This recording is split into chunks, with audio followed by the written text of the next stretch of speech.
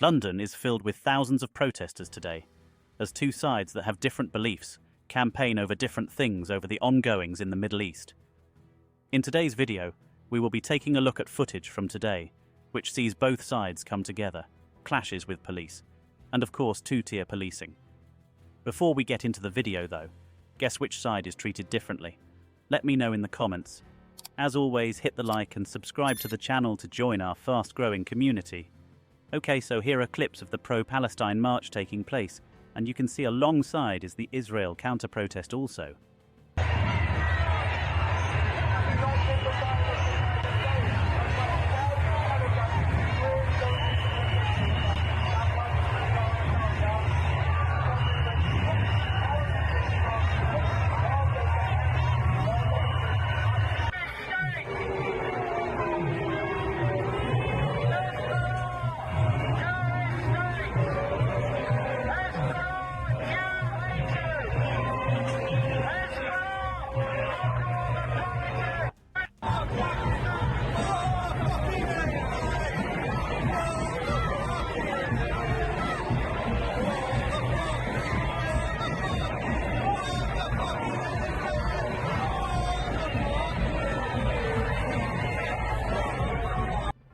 In this next clip, we have typical police keeping these anti-Hamas protesters away, reportedly under threat of arrest.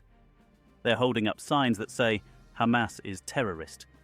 In my opinion, they should be allowed to protest right next to the march. Check the clip.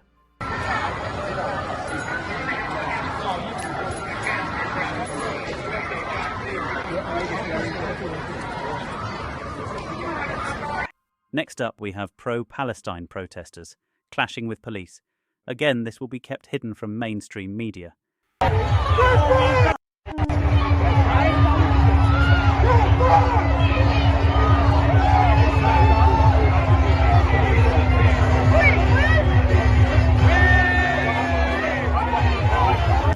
Next up, we have clip of a man doing the rounds.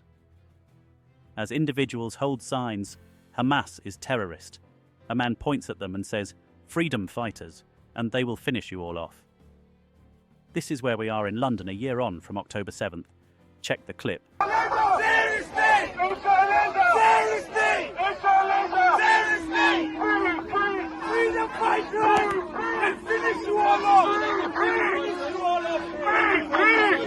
As police are in the video, people on X tagged the Met Police to ask them why this man was not arrested, and their reply was this: "We look forward to seeing this man get arrested in the coming days, and here at British Stand, we will keep them accountable."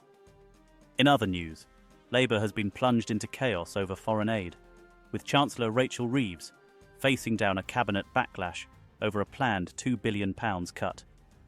Frontbenchers have demanded Reeves to announce more money for the aid budget and warning about the damage the cuts will cause.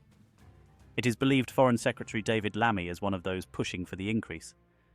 Despite this, the Chancellor is preparing to let spending on aid fall to 0.5% of gross national income, GNI, after 2 years when it had been pushed above that level by her Tory predecessor Jeremy Hunt.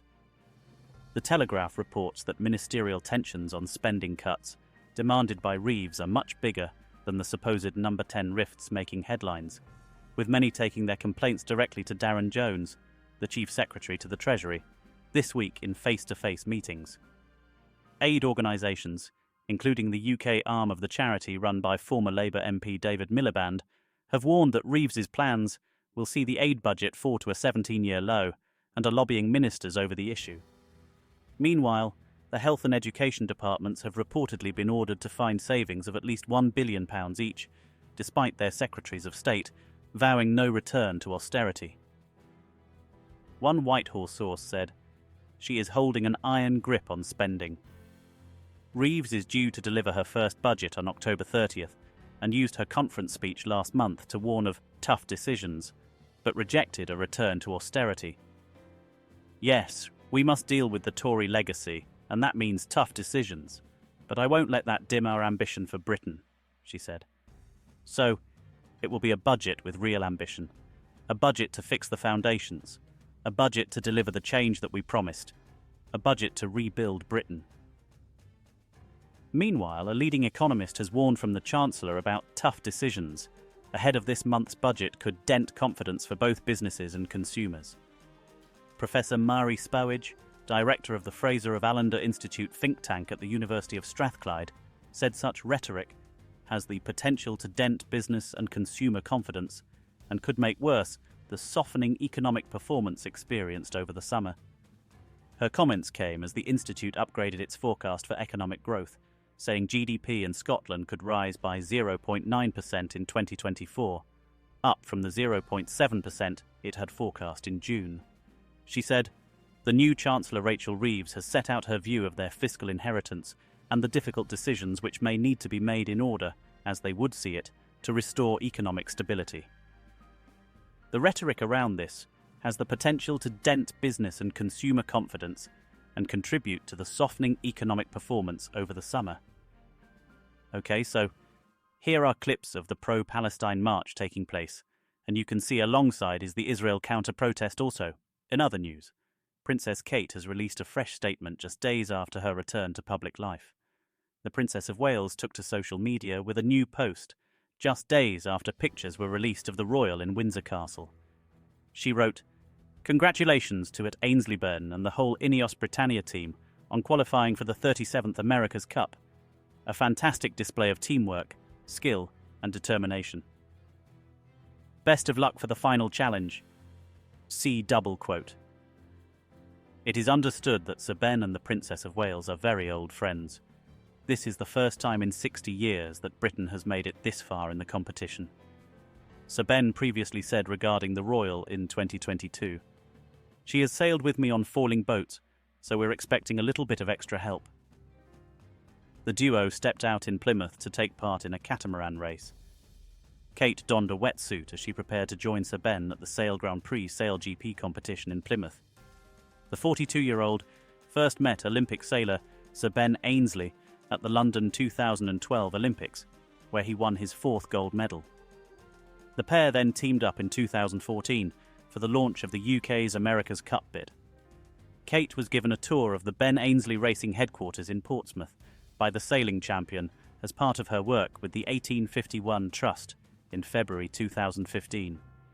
The Prince and Princess of Wales have also shown their support for Sir Ben as he competed in the America's Cup in 2015 and 2016.